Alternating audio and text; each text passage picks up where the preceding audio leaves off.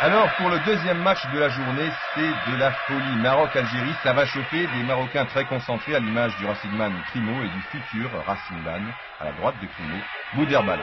Non loin de là, les Algériens qui croient maintenant en leur chance malgré l'absence de leur grande star.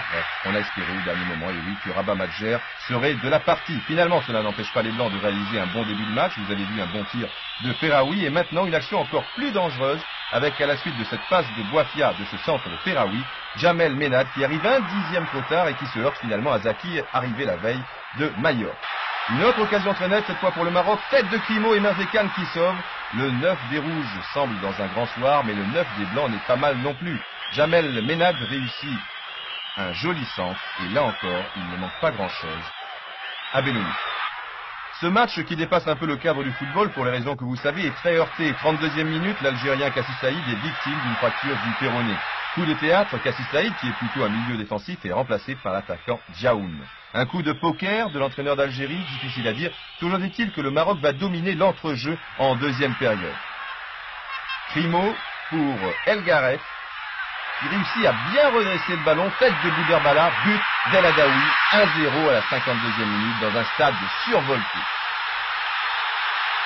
Pour ceux qui n'ont pas été très attentifs, c'est pratique, le tableau lumineux du stade repasse la reprise du joueur stéphanois. Et qui se retrouve dans la petite étoile? Aziz Bouderbala, l'homme de la fameuse déviation. À partir de cet instant, le Maroc est libéré. Crimo, toujours remarquable remiseur, attend tranquillement El Garef et il le lance parfaitement. Crimo, remiseur, mais également buteur, sauf bien sûr si la malchance est au rendez-vous. Je vous l'ai dit, c'est le Crimo des grands soirs. Et comme Timoumi n'est pas mal non plus, les Algériens ne savent plus vraiment où donner de la tête, mais au Stadio Comunal avec Bastia, Crimo avait eu de la réussite, et mercredi dernier, cela n'était pas le cas.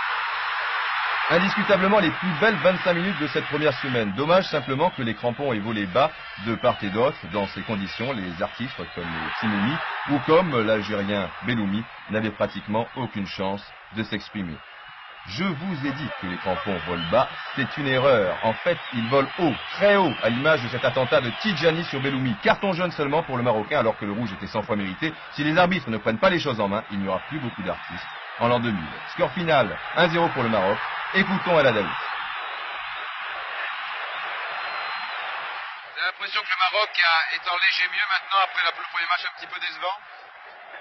Ouais, c'est toujours comme ça le premier match. Ouais, c'est le premier match, c'est toujours comme ça, une pression et on n'a pas été toujours dans un camp d'entraînement pendant une semaine ou plus pour essayer de retrouver notre football.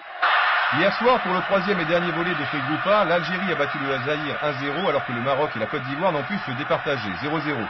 Le Maroc, premier avec 4 points, est qualifié pour les demi-finales, mais l'Algérie et la Côte d'Ivoire se retrouvent à égalité de points, égalité également au goal average. Finalement, on a eu recours au tirage au sort et c'est l'Algérie qui a été désignée. Bon.